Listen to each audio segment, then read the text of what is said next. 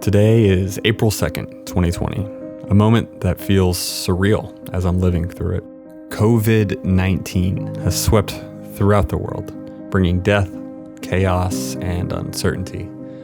Against this backdrop, I thought it might be a good opportunity to explore a work of art by Gustav Klimt.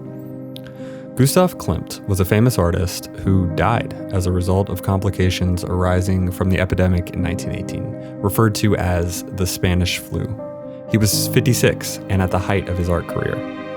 Egon Schiele, a fellow renowned Viennese artist, would do his deathbed portrait and obituary, which read, "Gustav Klimt, an artist of incredible completeness, man of rare depth, his work a sanctuary."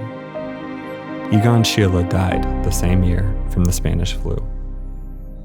Gustav Klimt's most famous painting, and the one you would most likely recognize, is called The Kiss, completed in 1908, the beginning of his golden period. But it is this painting that I want to talk about.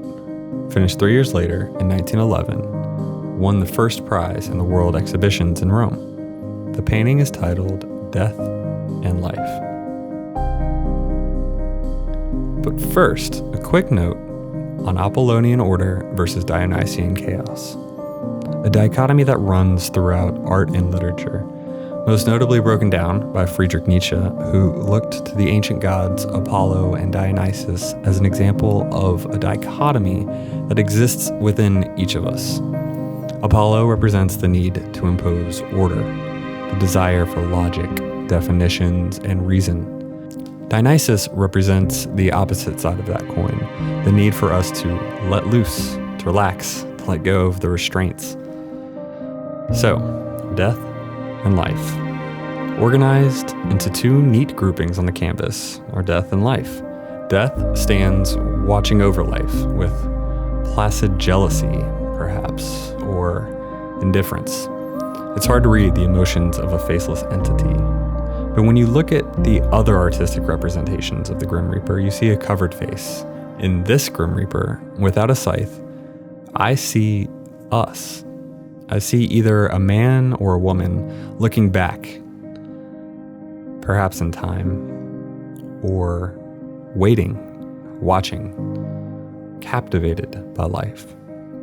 Life, on the other hand, seemingly indifferent to death, is the embodiment of Apollonian versus Dionysian tension, a chaotic mix of colors and humanity tangled together in comfort and in despair.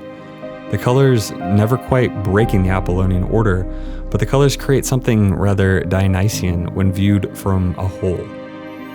When you look around from face to face, you can feel their feelings: serenity, trust, fear, anticipation. This woman, the only one who is looking at death, reminds us that we can all see death. It is always with us. But that doesn't mean it has to taint or corrode our own lives. Instead, it provides contrast. It allows us to see the beauty of the everyday. Death and life is a work of art that I can find sanctuary within. Klimt does not crop the frame, but includes death right beside life, but not the object of its focus.